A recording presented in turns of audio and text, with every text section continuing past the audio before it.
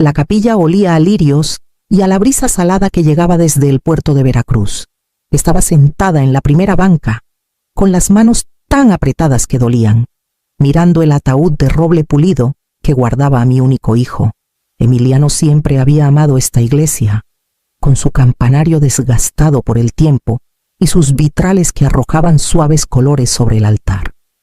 Quería aferrarme a esa calma, pero el duelo ya pesaba como piedra, y cada respiro sentía que podía romperme.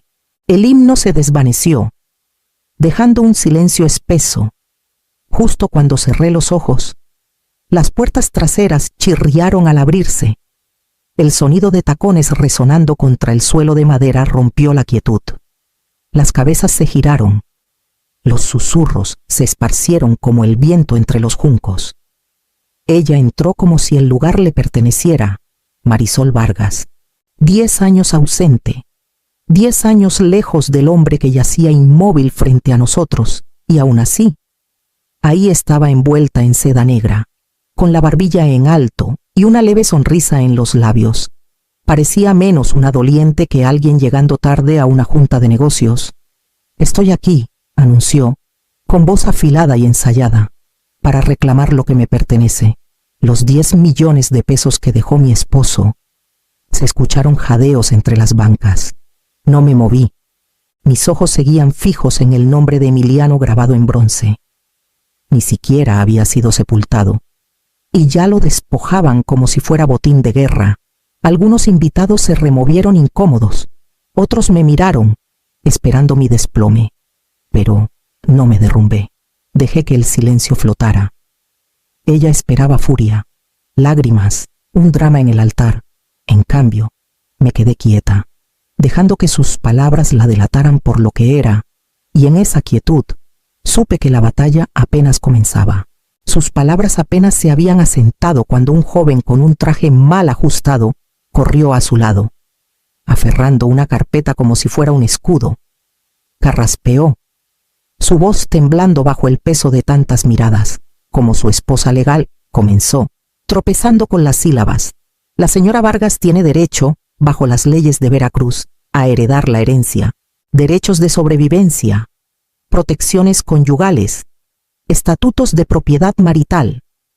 Las palabras salían en fragmentos, medio recordadas de libros de texto, no de convicción. Revolvía papeles, ganando tiempo, con la frente húmeda. Los murmullos crecieron entre las bancas. Algunos jadearon suavemente. Otros se inclinaron hacia sus vecinos, intercambiando susurros rápidos. Sentí sus miradas deslizándose hacia mí, una mezcla de lástima y especulación. Era como si el peso de 10 millones de pesos flotara sobre el ataúd, más pesado que el duelo mismo. Aún así, no me moví. Mis manos seguían cruzadas en mi regazo, firmes como piedra. Emiliano me había advertido, aunque no con estas palabras exactas. «Mamá», me dijo en la quietud de su cuarto de hospital, «no la dejes volver. Vendrá si cree que hay algo que tomar. Prométeme que te mantendrás fuerte». Asentí entonces, con lágrimas corriendo por mi rostro, pero hoy esa promesa era acero en mi espalda. Marisol alzó más la barbilla, con una leve sonrisa que parecía confirmar su victoria. Estaba de pie, no como una viuda en duelo, sino como una actriz tomando el centro del escenario, segura de que la escena le pertenecía. La voz del abogado titubeó de nuevo. Miró nervioso a Marisol, quien le lanzó una mirada que cortaba como navaja. La sala parecía tensarse, el aire cargado de incomodidad. Inhalé una vez, lenta y deliberada, como les enseñaba a mis estudiantes antes de un examen a mantener el terreno, a centrarse. Y solo entonces levanté la mirada del ataúd y me giré hacia ella, lista para enfrentar la tormenta de frente.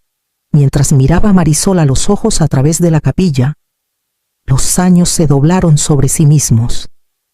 10 años de ausencia surgieron como una marea, amenazando con ahogar el presente. Recordé la luz estéril del pabellón de oncología, el zumbido de las máquinas que nunca dormían, noches en las que Emiliano apenas podía levantar la cabeza. y yo me sentaba junto a su cama, cambiando sábanas húmedas de sudor y náuseas.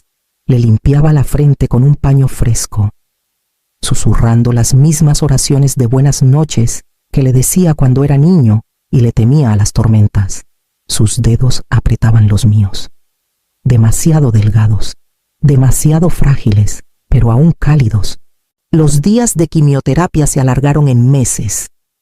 El olor a antiséptico se pegaba a mi ropa mucho después de salir del hospital. Llevaba camisas de repuesto en mi bolsa porque a veces vomitaba sin aviso, y quería protegerlo de la vergüenza de notarlo.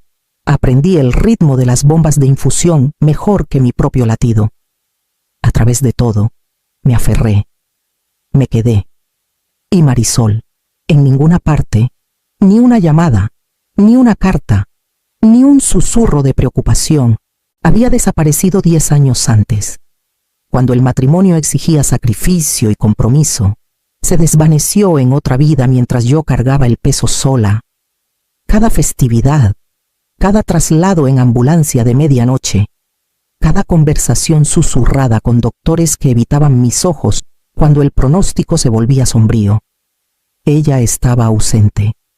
Su silencio no era solo distancia, era abandono, deliberado y completo. Ahora estaba ahí, envuelta en seda negra, hablando de derechos como si esos años de ausencia se hubieran borrado con su firma en una licencia de matrimonio ya expirada. Mi pecho se apretó de furia, pero la mantuve oculta, guardada bajo compostura, porque si había soportado 10 años sin ella, también podía soportar este momento. Y no permitiría que reescribiera la historia con dinero. Me enderecé en la banca, sintiendo la fuerza de esos años detrás de mí, y me preparé para lo que debía venir. Los murmullos en la capilla crecieron como agua inquieta, pero no me levanté. No necesitaba hacerlo. Alejandra Torres, que había estado sentada en silencio unas filas atrás, avanzó con gracia deliberada hacia el pasillo. Sus tacones no hacían un sonido agudo, solo toques medidos que atrajeron todas las miradas. Llevaba una carpeta de cuero delgada, no más gruesa que un libro de himnos, y la confianza de alguien que ya había estudiado la última página de esta historia. Con permiso, dijo suavemente al sacerdote en el frente. Él se hizo a un lado, inseguro pero dispuesto, y Alejandra abrió la carpeta con facilidad practicada. El roce del papel sonó más fuerte de lo que debería, y cuando levantó la hoja superior, el sello del Tribunal de Familia de Veracruz brilló bajo las luces de la capilla. Esto, anunció Alejandra, con un tono tranquilo pero firme, es el decreto de divorcio certificado entre Emiliano Salazar y Marisol Vargas, fechado hace 10 años. Incluye una cláusula, firmada por ambas partes, que renuncia a cualquier reclamo futuro sobre activos, presentes o futuros. Este decreto es vinculante y final. Se escucharon jadeos. Algunos se inclinaron hacia adelante, entrecerrando los ojos como si pudieran leer la tinta ellos mismos. Otros se echaron hacia atrás, con las miradas saltando entre Marisol y el papel que la despojaba de su actuación. Marisol titubeó. Por un instante, su compostura se quebró. Sus hombros se tensaron, su boca se abrió ligeramente, pero luego, como una actriz de teatro sorprendida fuera de su guión, forzó su sonrisa de vuelta. Ese documento, dijo, alzando la voz, fue forzado. Emiliano estaba bajo influencia, fue manipulado, y claramente sus ojos se dirigieron a mí, entrecerrándose. Claramente, su madre orquestó esto. Me giré completamente entonces, enfrentando su mirada sin inmutarme. Años de resistencia silenciosa se condensaron en una sola frase. No eres su esposa, dije, cada palabra clara y precisa, resonando en cada rincón de la capilla. Ya no. La sala quedó completamente inmóvil. Incluso su joven abogado se encogió, mirando sus zapatos. El rostro de Marisol se endureció, pero vi el destello de duda en sus ojos, el cálculo de alguien que acababa de darse cuenta de que el guión no seguiría como lo había ensayado. Inhalé profundamente, firme y segura. sabiendo que esto era solo el primer movimiento de una batalla que no terminaría aquí. La capilla se vació en un silencio inquieto tras el servicio, con susurros siguiendo a Marisol mientras salía con su joven abogado detrás. Me quedé sentada hasta que el último doliente se fue. Mi cuerpo pesado, mi mente tensa. Alejandra se acercó en silencio, con su carpeta bajo el brazo, su expresión serena pero suavizada por algo más gentil al mirarme.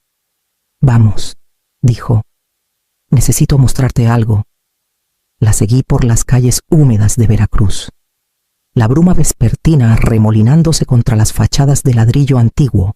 Su oficina era un modesto despacho sobre una fila de tiendas en la avenida Independencia, iluminado por una sola lámpara al entrar. Me indicó que me sentara. Luego abrió un cajón de su escritorio. De él sacó una pequeña memoria USB, no más grande que una llave de casa, y la colocó en la madera pulida como si pesara 100 kilos. «Emiliano grabó esto hace 9 meses», explicó. «Quería que lo mantuviera sellado hasta que fuera necesario. Creo que ese momento ha llegado». Mis manos temblaron al aceptarla. Alejandra giró la pantalla de su computadora hacia mí, insertó la memoria y dio clic. La imagen de mi hijo llenó la pantalla. Estaba sentado en su viejo departamento cerca del malecón, con una planta junto a la ventana detrás de él. Sus hombros más delgados de lo que recordaba. Su rostro pálido pero firme. «Mamá», comenzó, con voz tranquila pero decidida. «Si estás viendo esto, significa que me he ido». Sus labios dibujaron una leve sonrisa. Aunque no alcanzó sus ojos cansados, quiero que sepas que lo pensé bien. Te dejé todo, porque tú nunca me abandonaste. Cuando el dolor era demasiado, cuando las noches eran largas, estabas ahí. Siempre lo estuviste. Hizo una pausa, tosió suavemente. Luego miró directamente a la cámara. «Si ella regresa, Marisol, no dudes de ti misma. Mantente firme. Te elegí a ti. Confío en que llevarás mi legado». El video terminó en silencio. La pantalla oscura. Me quedé inmóvil, con la garganta apretada, los ojos ardiendo pero secos. Luego lo reproduje de nuevo, necesitando escuchar sus palabras otra vez, cada una presionando mi corazón como un sello. Cuando la pantalla se oscureció por segunda vez, me recosté. Ya no solo una madre en duelo, sino la guardiana de sus deseos. El duelo me había anclado hasta ahora. Su voz me dio dirección. La lucha ya no era por dinero, era por la verdad, por mantener intacta su historia. Cerré los ojos e inhalé con firmeza, lista para la tormenta que seguiría, para la mañana siguiente. Marisol ya había iniciado su campaña. Mi teléfono vibraba con mensajes de amigos y primos lejanos, cada uno enviando capturas de sus publicaciones. Ahí estaba ella en redes sociales, envuelta en negro, sosteniendo una vieja foto de Emiliano de su día de boda. El pie de foto decía adiós al amor de mi vida. 10 años separados, pero mi corazón nunca dejó de amarlo. Que se haga justicia. Los comentarios fueron rápidos y abundantes. Corazones rotos, oraciones, extraños llamándola valiente, insistiendo en que una viuda en duelo no debería ser despojada de su herencia legítima. Algunos incluso me nombraron directamente, acusándome de crueldad, de codicia. Los reporteros comenzaron a llamar antes del mediodía, con voces cuidadosamente educadas pero hambrientas por una historia. Uno preguntó si había presionado a Emiliano para cambiar su testamento. Otro insistió sobre rencillas familiares. Colgué a cada uno, pero sus palabras quedaron como humo. La duda me carcomía en los momentos de silencio. No dudaba de lo que había hecho, ni de la decisión de Emiliano, sino de cuán rápido una mentira podía echar raíces. El mundo parecía creer en la primera voz que escuchaba, y Marisol se había asegurado de que fuera la suya. Cuando me reuní con Alejandra esa tarde, ya tenía impresiones esparcidas sobre su escritorio, publicaciones de Marisol, hashtags en tendencia, incluso clips de un segmento de noticias locales que la pintaban como una figura trágica. No está peleando en la corte aún, dijo Alejandra, golpeando los papeles. Está peleando aquí, la opinión pública. Y si nos quedamos calladas, la historia se solidifica. No voy a suplicar por simpatía, le dije, aunque el peso en mi pecho era grande. Eso no era Emiliano. Y no soy yo. No suplicarás, dijo con calma. Dirás la verdad, pero no en susurros, en público. Sus palabras llevaban la misma certeza que había oído en el video de Emiliano. La verdad, dicha en voz alta, no escondida tras el duelo. Presioné mis palmas contra el escritorio, sintiendo la textura de la madera bajo mis manos. Por primera vez desde el funeral, sentí algo afilado e inquebrantable despertarse en mí. Si Marisol quería a la multitud escucharía la verdad. Los ojos de Alejandra se encontraron con los míos. Es hora de planear algo que no pueda torcer. 3 días después, entré por la puerta lateral del Ayuntamiento de Veracruz. Con pasos lentos pero firmes, el auditorio ya estaba lleno. Líderes comunitarios, reporteros, vecinos y algunos antiguos colegas de Emiliano. Pancartas con el nombre de la fundación colgaban al frente el fondo conmemorativo Emiliano Salazar. Tomé asiento cerca del escenario mientras Alejandra manejaba las presentaciones. Habló brevemente, con voz mesurada, sobre el propósito, sobre honrar una vida con más que luto. Luego las luces se atenuaron y la pantalla cobró vida. Emiliano apareció, sentado en su departamento, su voz calma y deliberada. Si están viendo esto, me he ido. Pero quiero que quede claro, todo lo que construí, todo lo que ahorré, va para mi madre.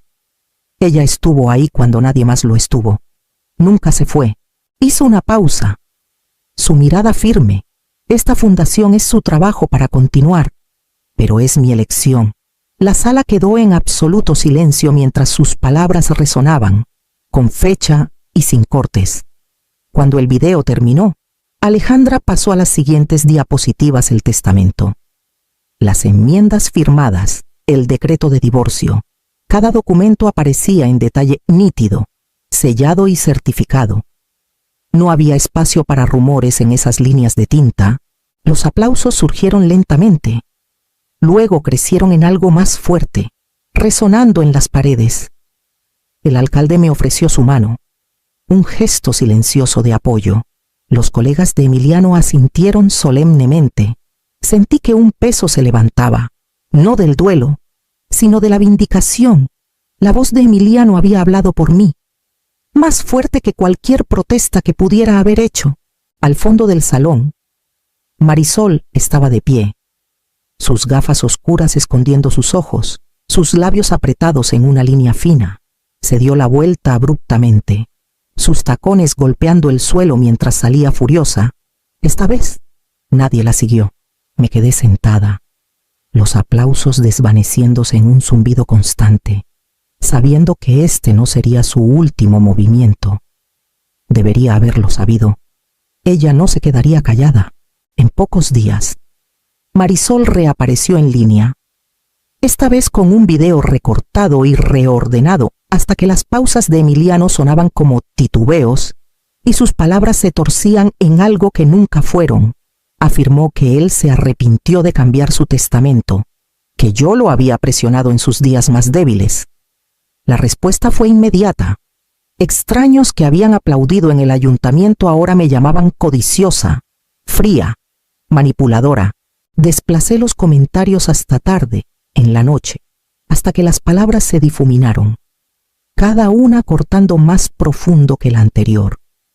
Mi pecho se apretó como si el duelo mismo se hubiera afilado en cuchillos. Por primera vez desde el funeral, sentí que estaba a punto de romperme. Alejandra me encontró la mañana siguiente con una pila de archivos bajo el brazo. Habló con firmeza, sin piedad. «Responderemos a esto», dijo, y deslizó una laptop hacia mí. En la pantalla estaba el video sin cortes, con sello de tiempo, un solo plano continuo. La voz de Emiliano era clara, firme, sin alterar.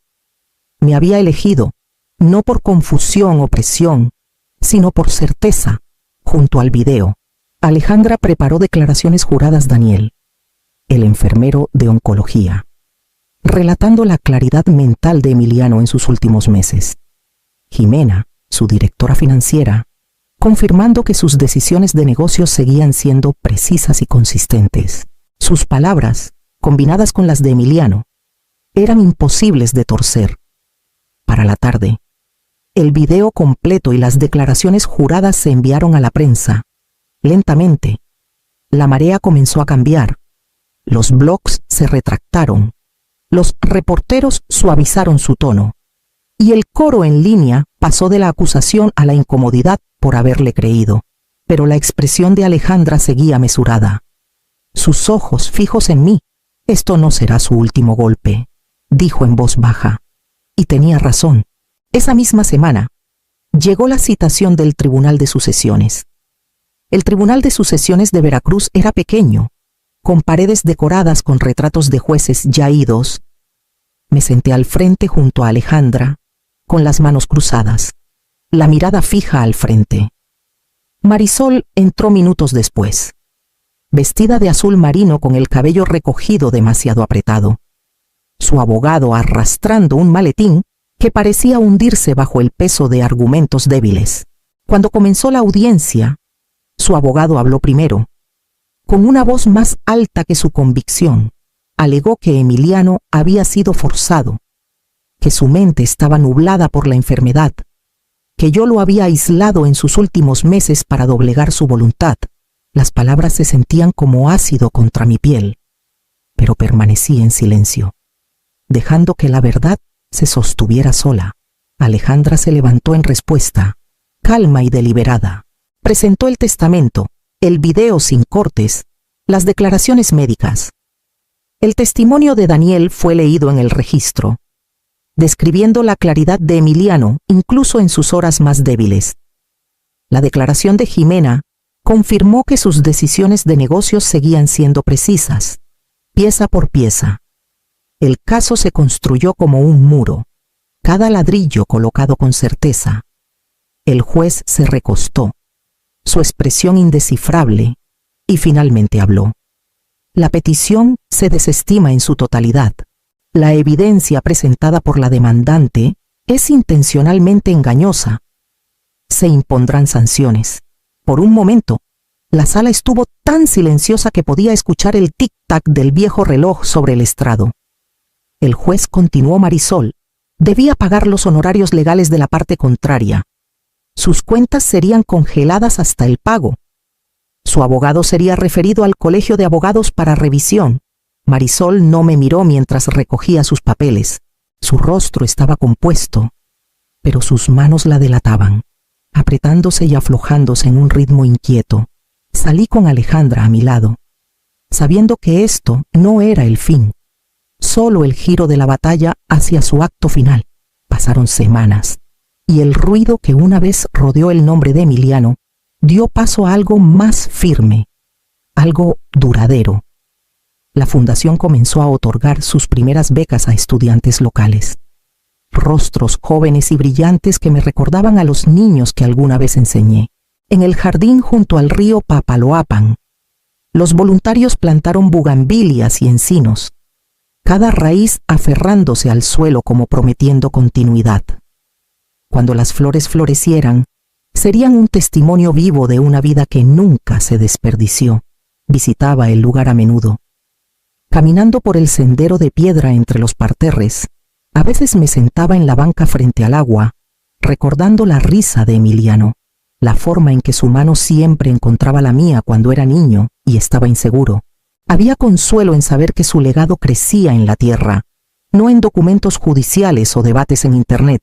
Una mañana, llegó un sobre sencillo a mi buzón, sin dirección de remitente, solo mi nombre escrito con una letra que no reconocí. Dentro había una foto desvaída de Emiliano de niño, descalzo en el patio con un barquito de juguete apretado contra su pecho. Debajo, en un pedazo de papel rasgado, había una sola palabra. Perdón. Lo sostuve por un largo rato, los bordes suaves entre mis dedos. Luego coloqué la foto y el papel en el cajón de mi escritorio. Algunas puertas, una vez cerradas, no están destinadas a reabrirse. La herencia estaba a salvo, pero más que eso, los deseos de mi hijo estaban intactos. Lo que quedaba no era el peso del dinero, sino la tranquila dignidad de saber que había protegido lo que más importaba. Y mientras el jardín junto al río comenzaba a florecer, supe que ese era el verdadero legado que él había dejado atrás.